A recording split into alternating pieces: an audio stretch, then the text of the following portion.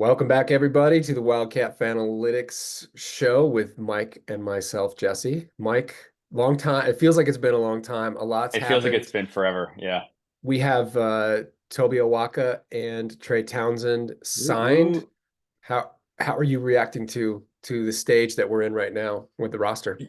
Yeah. I mean, it's good. It's a tough pill to swallow to look at. Not that I don't love these guys, but it's a tough pill to swallow. Like, look at the college basketball recruiting landscape and realize that how much of it is just strictly driven by dollars right now. You see a lot of these other teams. You see, a Duke or a Kansas or an Arkansas or Kentucky just absolutely loading up on guys, and maybe to the point of like guys they like a Kansas probably going to lose some guys that they already brought in via the transfer portal because they just recruited over them and they know like no longer can fit them, and it's a tough game. Maybe we can talk about the philosophy of like how that impacts us as fans later, but given kind of restrictions of like, hey, we don't have unlimited money. We can't shop like you and I like to shop on these podcasts and just like grab a guy, right? Awaka, fantastic for what we needed as far as like a more versatile small ball five. I think there's potential for him to grow into playing 4 minutes as well. He's shown some face-up game in his Team USA play, but a fierce rebounder. From the interviews and the stuff that I've seen of him, he just seems like a heck of a guy. So thrilled to have him on the team. We've talked about Townsend. He's a guy you can rely on to go on and get a bucket, and hopefully that helps out relieve some pressure off of Love if we have Love. Yeah. Yeah, so that's a segue into what we're going to dive into in our next installment of window portal shopping. The guards and wings unknown. And yeah, I just want Yeah, to add that I'm excited about Awaka. I think Awaka strengthens the addition of Townsend. yeah, And of all the criticism that you and I have heaped on Townsend, I do think that it's notable that Tommy decided for whatever reason this was his guy, and I think there's a lot of good reason there. I think there's something valuable about character and competitiveness and yeah, courage. And my guess is that Townsend has those three in spades, and Awaka seems to have those three in spades. And so yeah. he's really working to cultivate the championship sort of edge that we're clearly we haven't. I think we were all really hopeful that this team would sort of evolve to that point. In my estimation, it really fell short and maybe had glimpses. But when the chips were down was when we sort of fell apart. So Yeah, I think he's looking at that and he's saying, instead of valuing certain sabermetrics like you and I like to harp on, he's saying, totally. screw that. I'm throwing some of that out and I'm looking purely at the human and the potential. And I do think Townsend, like Keyshawn Johnson, has ample upside in terms of being able to hit catch and shoot threes and hopefully be a little bit more efficient at the rim. And I don't know the kid. I mean, maybe this is the type of kid where he's like, hey man, I don't want to shoot 25 times a game. Get me in a system where I can go, 7 for 12 with 5 assists. And all of a sudden, his efficiency tips. So super Yeah, excited about Awaka's physicality. He looks like a Big 12 big to me, sort of undersized, but really tough and muscular and so strong. athletic enough to body anybody. It's almost like height independent sort of Yeah, defense. and they both look like that same kind of guy, right? Where you're like, oh, that's an undersized guy, and then you see like their base and the way that they move guys, and then their kind of slipperiness. That both of them have a really good ability to get around guys and then shift them out of the space so they can get rebounds and score at the rim, even though they're a little bit below the rim. Super cool. It calling back to your comment about hey, tossing out the metrics. There probably is something to be said that like in college, it's heart and fight matter maybe a lot more than like, okay, this guy is an extremely skilled guy who can knock down threes off the catch every single time. Like, yeah, sometimes those don't fall, and you need guys that are just gonna keep playing their hearts out. So I think we have that with Jaden and KJ, and obviously Townsend and Awaka add to that, which is great. Awesome. So we just spoke about this, but just so people are listening, this is not an Intel based show. We are simply playing fantasy GM in terms Mm, of, the portal. I will say that I believe we both had Tobe Awaka and Townsend in our initial set of bigs that we assessed. So the backcourt situation, as you said a moment ago offline, is even more ambiguous depending yeah. on, the decisions of three different guys, KJ, Hmm. Caleb, and Joson Sanon. So what we've decided to do is to take a group of theoretically available backcourt players, and we're going to show some video and talk about our normal metrics for analysis. And then you, the viewer, and Mike and I both will sort of consider what mixture of backcourt players would this guy fit into? Because it is delicate with, KJ Lewis is not coming back to come off the bench. Um, No. Caleb Love is clearly a starter, and it sounds like from some of the rumors that Joson Sanon has pretty high expectations for his own usage. I don't know if he's attached to a given role or not. I would expect maybe like he's not as concerned about starting, but it sounds like he needs to be a featured player and maybe Yeah. even more. Yeah. It seems like he is Yeah. I don't know. I mean, that's the that's what it feels like. But we don't know. We haven't heard from Sanon himself to say that. So we Right. just getting the vibe of like, okay, you're a one and done projected. You're a top guy in the class. You're an automatic bucket. You probably want to be shooting a ton, and you probably deserve it. Obviously all of our problems would be solved if he would take a six-man role and you have Caleb back and you have KJ back and you're like, oh my gosh, we're just like we are really rich at these backcourt positions now all of a sudden. But I before we get going on, Mm. hey, who are we shopping for? You've been a little bit despondent lately on the Wildcat Authority board. I'm sure that reflects where your heart's been. Do you, are you optimistic that we're going to get two of these guys back? Do you think it's one? Are you like where's your thought? It's all, I mean, it would all be based on my brokenhearted past. So Yeah. I have no intel. I will say this, with what I know of human psychology, if somebody wants something to become true, i.e., I want to be an NBA player, Right. then we are going to be looking for any sort of confirmation of that Right. path to be real. And I don't know. I mean, KJ Lewis seems like one of the most solid psychologically, like young guys that I've been able to at least interpret come through the Hmm. Arizona. So, it's sort of like if all it takes is one out of 30 organizations to tell you to confirm your dream has a door open to it, right? Hmm. It's pretty easy to walk through. So I would say the further they step into that process, the more likely it is that the confirmation bias seems to weigh heavily. And just we could look at it statistically, like and oftentimes guys don't come back. They start out as this casual thing, and we've all Yeah. been through. Pella came back last year to his credit, but Dale and Terry, I don't think anybody thought that was going to happen, and then Yeah. yeah, Yeah. it's a hard comp, apples and oranges a little bit, but I don't know. I'm looking at these guys as a way to say, hey, this whole I think Tommy's embraced the reality, and we can have another conversation, like you said, when we're through this, probably around just the existential crisis of being a fan in the modern college basketball era. But I'm going with the idea that we're going to get one or two back. It sounds like there's no chance, very little chance at three. So let's assume that we're going to need at least one, maybe two of the following players. And feel free to add your commentary as we go. I'm gonna play the first one if that's cool. Did you want to Yeah, go get in for it. front of that? Yeah, Okay. I guess just and I guess what we're looking at if we have two of those guys back, that's a seven-man rotation, and we're looking for an eighth guy. We're so Jaden, let's call it Jaden, Caleb, KJ, Trey, Mo starting. You have Carter and Toby off the bench, and it sounds like that means Jamari and Conrad are just really kind of break in case of emergencies, which is fine by me. But hopefully we're able to keep them. So who do we got here? Yeah, Max, the and Ukrainian.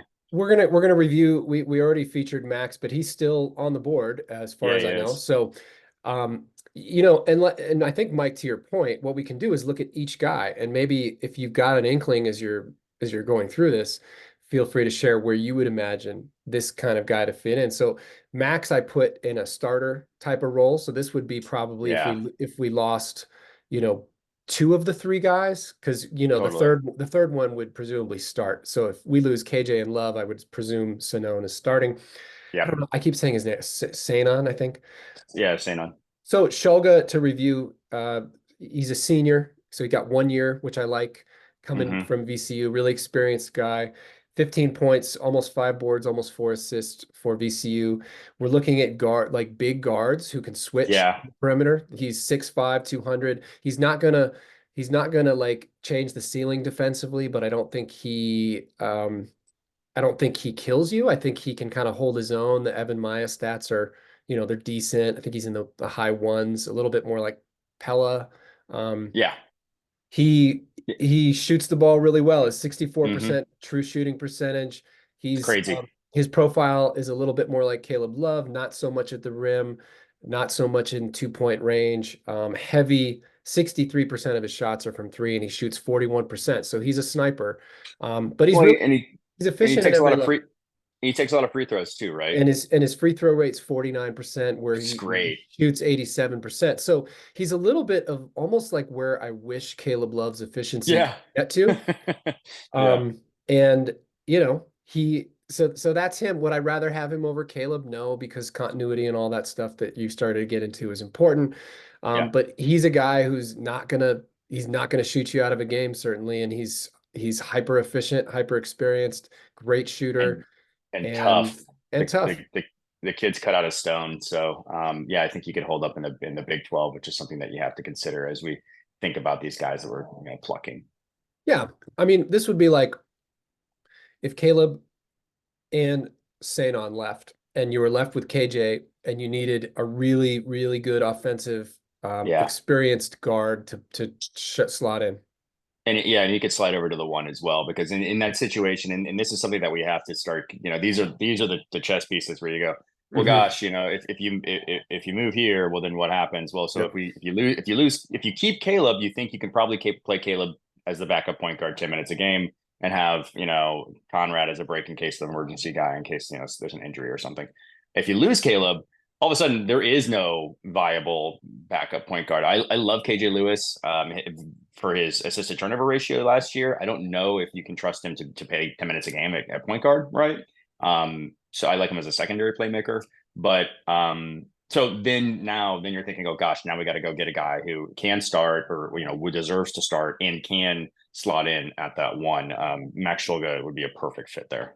Yeah, yeah. I think that's the other, I probably, if we have a fourth episode on this, it might end up being how do you get a sort of Justin Kier point guard first guy, and a couple of the guys we're going to feature can be that guy. So it's nice to think that Shulga could kind of like cover. It's like you're looking for, can you slot in?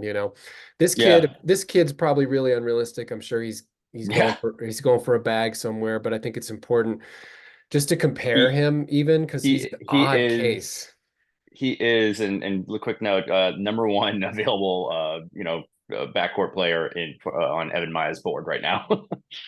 Evan Maya often contrasts with some of the Yeah, other data that you and I like to trust, like Hoop Math and Synergy, really don't like this kid as much. So tell me what you see. He's 6'6", 205 and a senior, which all those are, 5-star qualities for what we need. But tell me what you see in this kid. yeah. I mean, 6'6", 205, and you're scoring 53% of the rim. You and I have been harping about rim finishing all year, and that's really distressing. That's not good, man. So that's concerning. His 3-point rate, 3-point shooting this season was terrible, 29%, 27% actually. Sorry, after 44% last year. But he's never really been a volume 3-point shooter, for better or worse. One that just means the sample size is small, and so maybe you just take it with a grain of salt. Two, that means he probably isn't going to shoot you out of a game. But then the free throw percentages have also been kind of been all over the place. So kind of hard to know how to trust him as a scorer. Is that a fair read? I think that's a great read. Where he shines is everywhere else. He is Yeah. an unbelievable passer. I mean, he might be the Yes. most versatile guy in the NCAA who can't shoot, right? Yeah. He's Yeah. almost like a, I don't know, is Rondé a little bit of a fair, little bit of Did a you say comp?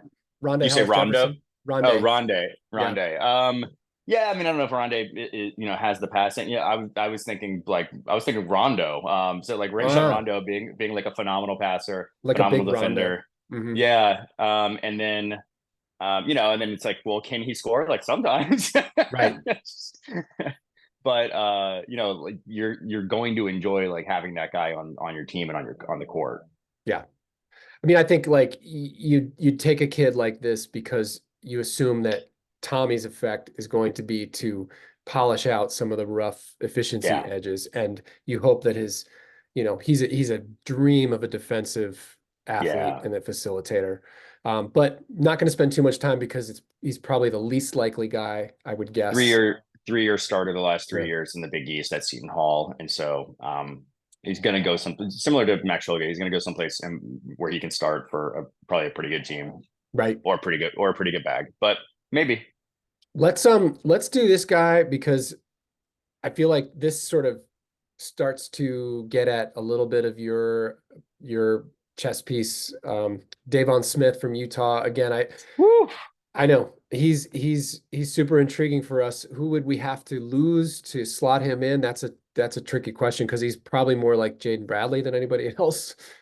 Um, Yeah, he but is. It's a really watching him in the Pac-12 season, though, I didn't mm-hmm. realize how good of a shooter he was. He shot 41% from three.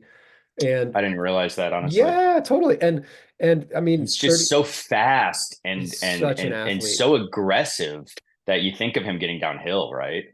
I mean, this is you see it, I mean, he's a premium athlete. He's not afraid. He competes. He's a defensive ace. And he's small. He's 6 feet, 175. So he is a point guard only, which I don't like, but this would be like, if it really got down to it and you lost all three guys and you needed this guy and a guard and on a Mm-hmm. wing, could this guy be a dual point guard starter? He's not coming to come off the bench, right? So he's a dual starter with Bradley. Again, not the ideal, but something I wanted to throw out Yeah. there. Yeah, and I want to emphasize that, we like to talk about the Big 12 as being like this like monster league. And the reality is that there's plenty of times where you see a backcourt where it's like, hey, it's 6'1" and it's 6'2", or it's 6'1" and it's 6 foot Houston. nothing. Houston's Yeah. tiny. Houston's not big, and Yeah. everyone looks at Houston as being this like like this crazy team. Now look, like they've got power forwards and centers that again are we would call undersized, but have insane wingspans and are hyper twitchy. And so that's what the difference making is, Yes. as well as just the toughness from that point of attack defense. But this could, if you had Smith, Bradley, and Lewis, you go, that's actually a really tough defensive group. And that's insane pressure that you're putting on the opposing defense because of their ability to all penetrate and cause havoc. Yeah, I'd almost like him more if Love stayed than KJ. Just Mm, because he's more like KJ and Bradley than he is Love or yeah. Sanon. But Yeah. Cause that's the guy. Yeah. you need kind of like you still need like an ace bucket getter, right? Like Yeah. yeah. Would be, I mean, I love it, and maybe I'll regret saying that, but I really have grown to love defensive tenacity and those teams that Yeah. are. But then again, I'm sure the playing nights where Houston fans are like, "Gosh, can we just get a scorer, Totally. somebody?" So let's go with your guy of my guys. Yeah. This this is a This is sleeper me. category. Yeah, This is me. So yeah, so this is me kind of like recognizing where we are at. reality. If we and thinking that we're gonna get two of three, Caleb, KJ, Sanon. Thinking that one of Caleb or Sanon, might not be here next year. And so Kobe Rogers, College of Charleston, he was a D2 champion prior to last season. Last season he was at College of Charleston. I think he was sixth man of the year, I want to say. He was all tourney. I mean, so he can start. He can come off the bench. Shot 45% from three. Just plays with a lot of toughness, a lot of energy. Rim finishing, not everything you're looking for, but he's 6'3", he's probably 195. He's Um, almost he's a lot like Jaden Bradley. He's similar size, maybe a little longer, but his profile is his sh shot selection profile is almost the same, except oh, interesting. he's much more efficient at the rim than Jaden and less efficient from two. Um, but and he gets fouled, his foul rate's 42, free throw rate 42%, and he shoots 80%. So I think he's Yeah. almost like he's similar into Bradley. And are you thinking he's a guy that might accept a sort of Swiss Army knife Yes. six-man role? Because that's what I was putting him in here for. That's exactly what I think of him Right. as. Yes. And so that's my hope is that if we're able to keep KJ and we're bringing one of Caleb and Sanon and you okay, so now you've got your ace scorer between Caleb or Sanon. You need somebody off the bench who can pass the ball, who can play tough defense, who can kind of just fit, like you said, Swiss. Like where do you need in this? Given what's going on with the lineup, injuries or minutes or whatever, or just need, where do you need? And this guy just fits it. Catch and shoot at 98%. And I know it's College of Charleston, but um, they weren't a tragic team this year, and I like this kid. Yeah, I like him too. I noticed they're playing Campbell there. Did your boy Del Yeah. Orso, did he go? Did he sign yet? I don't know. I It's sort of lost touch with him yeah. If I would want it, yeah, I would want him if he's still if on the we board. could. But yeah, I think he's going to stay on the East Coast. Is my feeling. A lot of these guys do. That's the hard thing about being out west, I guess. Yeah, exactly. Well, let's go from your guy. I'm glad you liked him because I was sort of excited to find Kobe Johnson. I think this is the category of guys that are more realistic.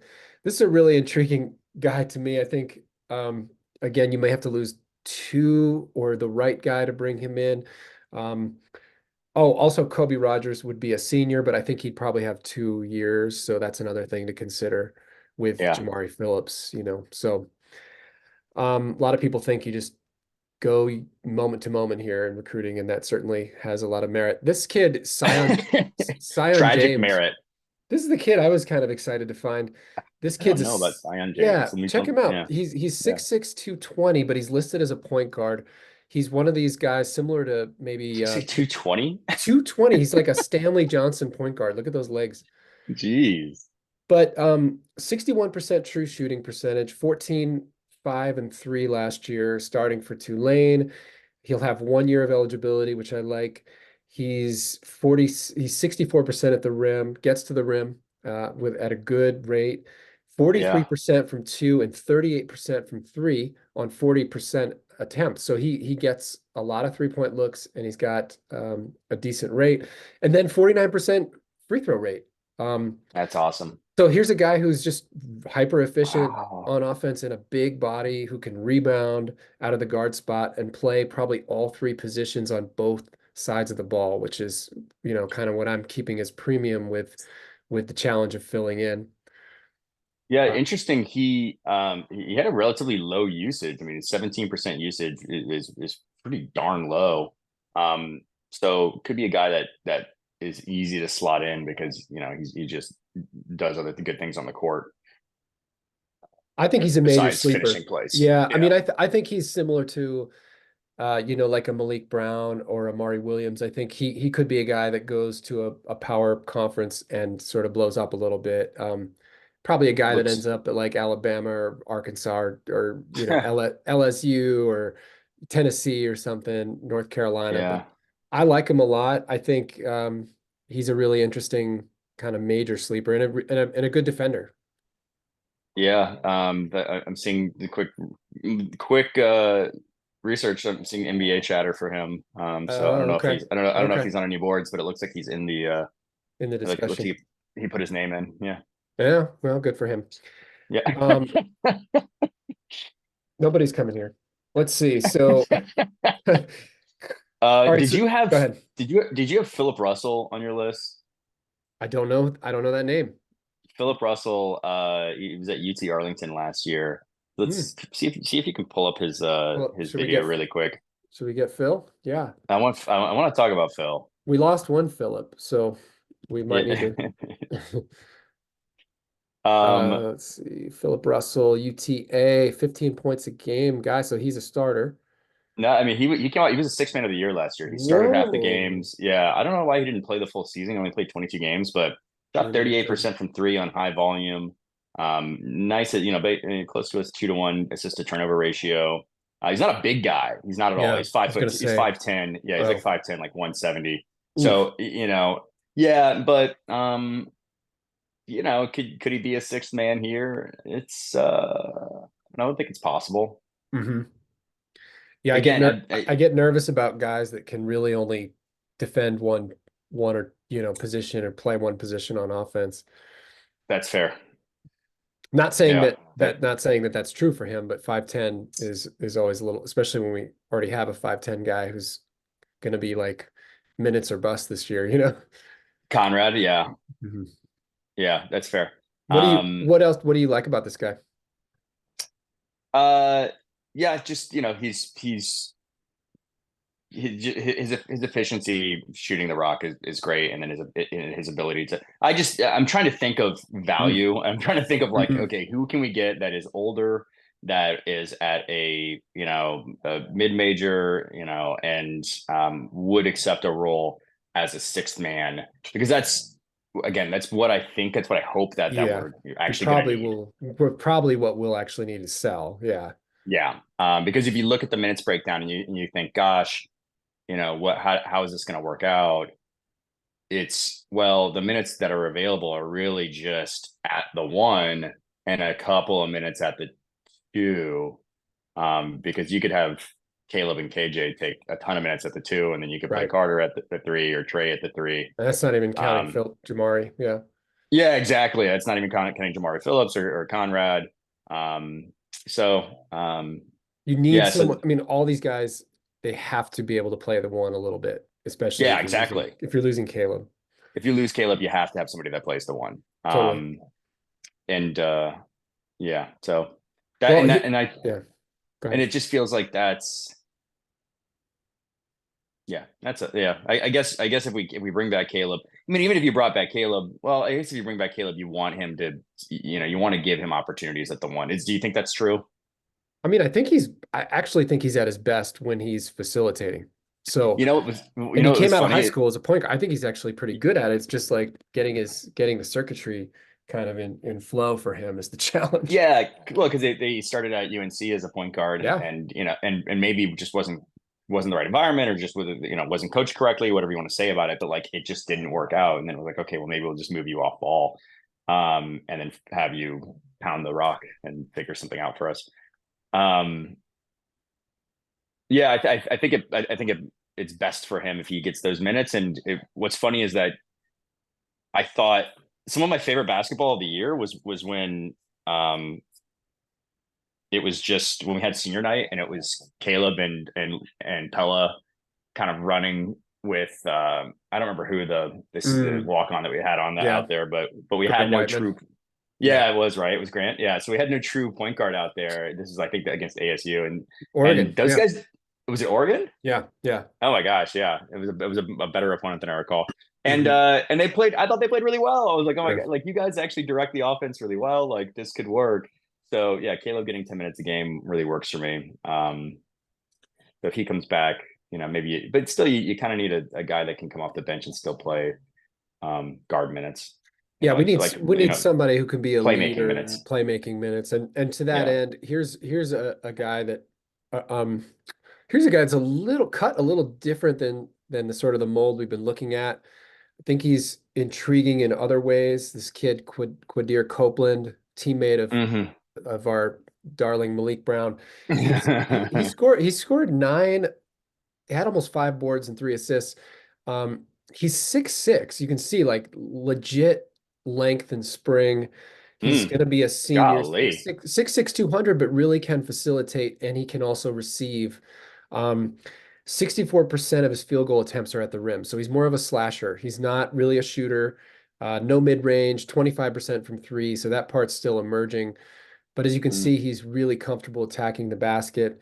53% free throw rate, which is absurd wow. for a guard. And he's a good free throw shooter. He could defend probably almost through the four, I would imagine. Yeah, One it's through six four. six, So I shoot something. really, Yeah, obviously, I'm putting a premium on defensive versatility and guys who can facilitate. And so if you give up the 3-pointer, then this kid is he's aces or he's at least very strong in these other ways. They're trying to show him he's got a nice stroke there.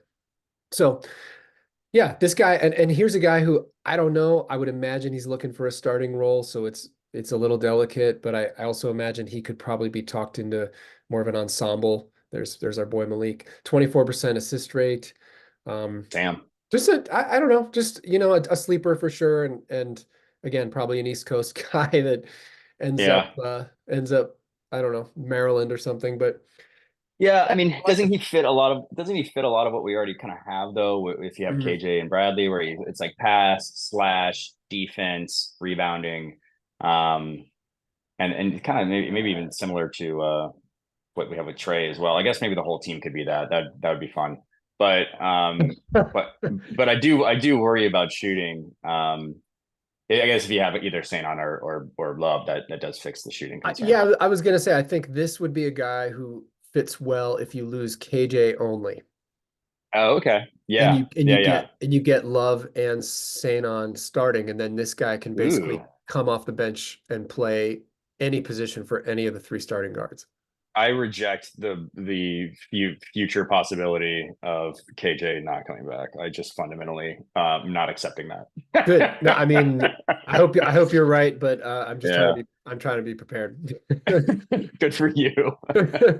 Um, Uh, okay. did was Braden Smith on your list? Because Braden Smith was a name that was kicked The around a little Colgate bit. kid.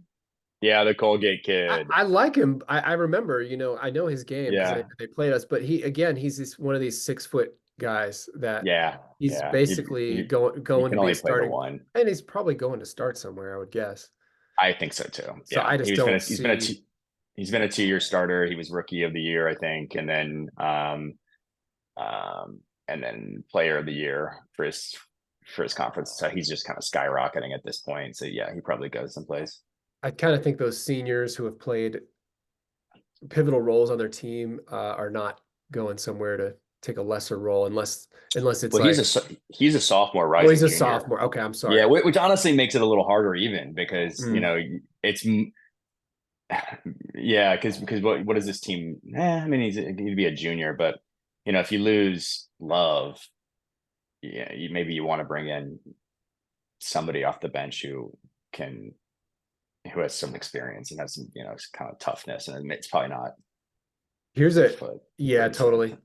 Here's a real stretch, but an Yeah, intrigue. let's do it. This is an intrigue. The last two are stretches, but to hear me out, there's some intrigue here. This kid, Rowan Brumbaugh, he's going to be a Yeah, senior from Georgetown. He's 6'4", 183. Um, I sort of am counting on he's gonna be a maybe senior. he's going to be a senior. I have him as a rising sophomore. I could have screwed that up. Um, That's but he's got good size. He's played in a really just a program that seems like it's probably in shambles, and I'm assuming yeah. that you get a bump from that. Uh-huh. His shot distribution is about as even as it comes. He shoots at the rim as often as he shoots from three and from two, and he's solid in all of them except for mid-range, which is fine because we're not looking for a lot of that. His free throw rate is about where Arizona's team rate was last year, about 37%, and he shoots 80% from the line. He came off the bench.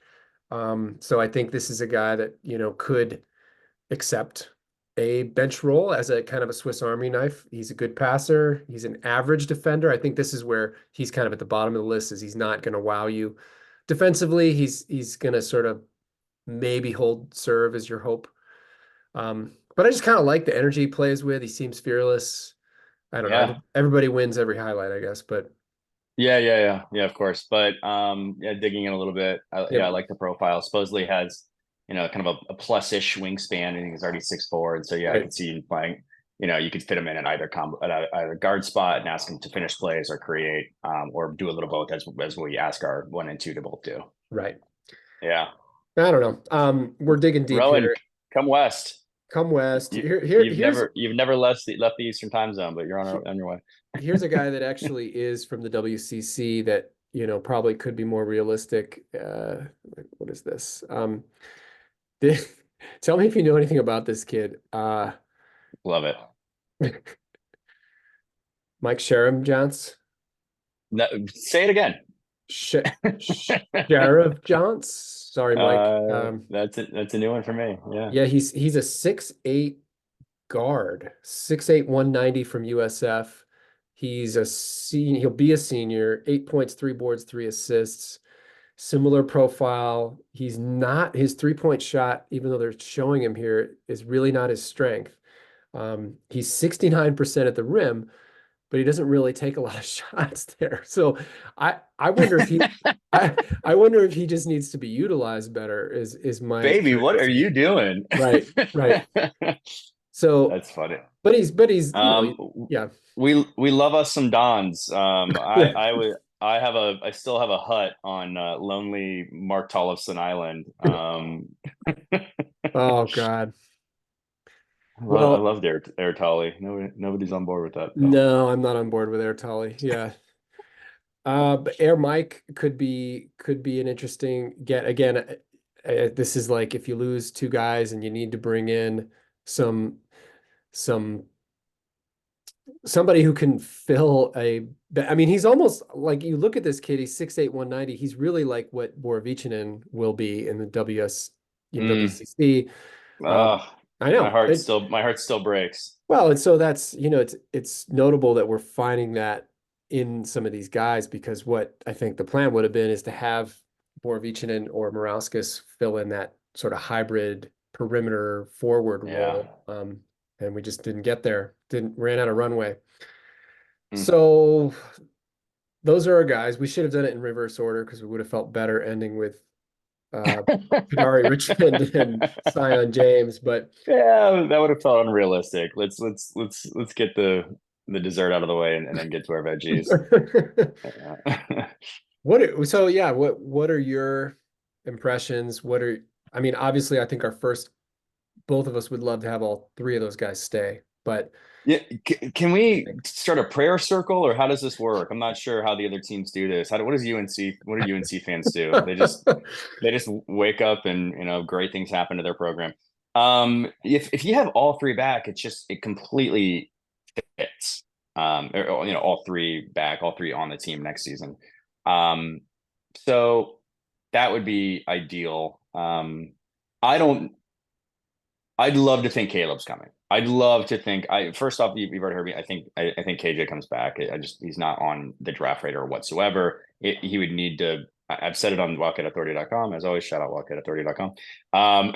He would need to beat out guys that are really productive and really clearly capable of playing a role in the NBA.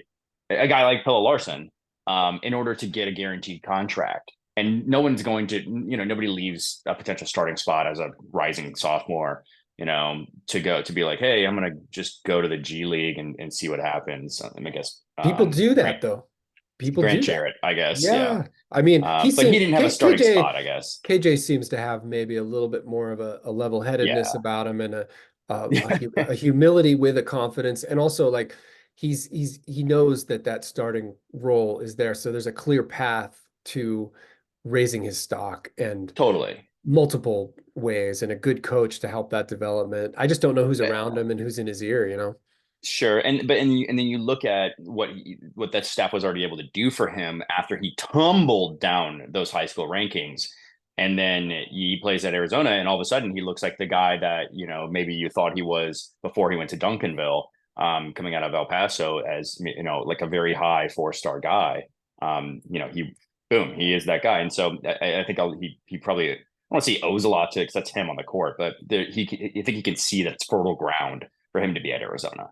And so clear to say, hey, look, I can keep riding this thing. I'm going to keep taking this thing up and it'll be good. So anyway, hopefully we get KJ back. I think we will. Hopefully Love comes back. I mean, he's not on the NBA radars right now. People have him as like fringe top 100. Obviously that's nowhere near getting drafted.